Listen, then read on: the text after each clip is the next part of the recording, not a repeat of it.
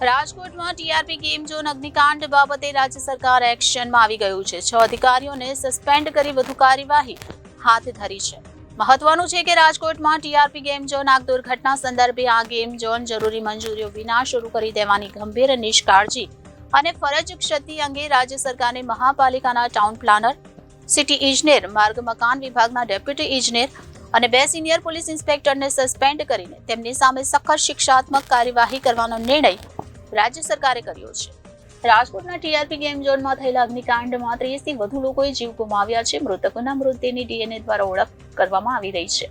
ત્યારે આ અંગે ગઈકાલે મુખ્યમંત્રી ભૂપેન્દ્ર પટેલે ગઈકાલે રાજકોટ ગેમ ઝોન દુર્ઘટના સ્થળની મુલાકાત લઈને જાતે નિરીક્ષણ કર્યું હતું તથા અતિ ગંભીર ઘટના અંગે જવાબદારો સામે કડક શિક્ષાત્મક કાર્યવાહીની સૂચનાઓ આપી હતી. જેને પગલે રાજ્ય સરકારે 6 અધિકારીઓની તાત્કાલિક અસરથી ફરજ મોકૂફીના આદેશ કર્યા છે.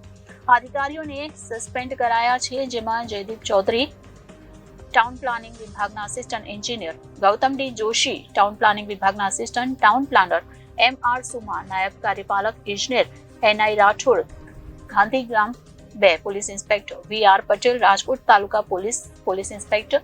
ઉલ્લેખનીય છે કે ગઈકાલે રાજકોટના પોલીસ કમિશનર રાજુ ભાર્ગવે પ્રેસ કોન્ફરન્સ કરી હતી અને તેમાં કહ્યું હતું કે ગેમ ઝોનમાં ફાયર સેફટીના સાધનો હતા, પરંતુ તેના માટે જે પ્રકારની કાર્યવાહી થવી જોઈતી હતી તે પ્રમાણે નથી થઈ.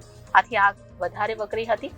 મહત્વનું છે કે રાજકોટમાં ટીઆરપી ગેમ ઝોન આગ દુર્ઘટના સંદર્ભે આ ગેમ ઝોન જરૂરી મંજૂરીઓ વિના શરૂ કરી દેવાની ગંભીર નિષ્કાળજી અને ફરજ ક્ષતિ અંગે રાજ્ય સરકારે મહાપાલિકાના ટાઉન પ્લાનર, સિટી ઇજનેર, માર્ગ મકાન વિભાગના ડેપ્યુટી ઇજનેર અને 2 સિનિયર પોલીસ ઇન્સ્પેક્ટરને સસ્પેન્ડ કરીને તેમની સામે સખત શિક્ષાત્મક કાર્યવાહી કરવાનો નિર્ણય રાજ્ય સરકારે કર્યો છે. Bureau reporter Janadesh news, Rajkot.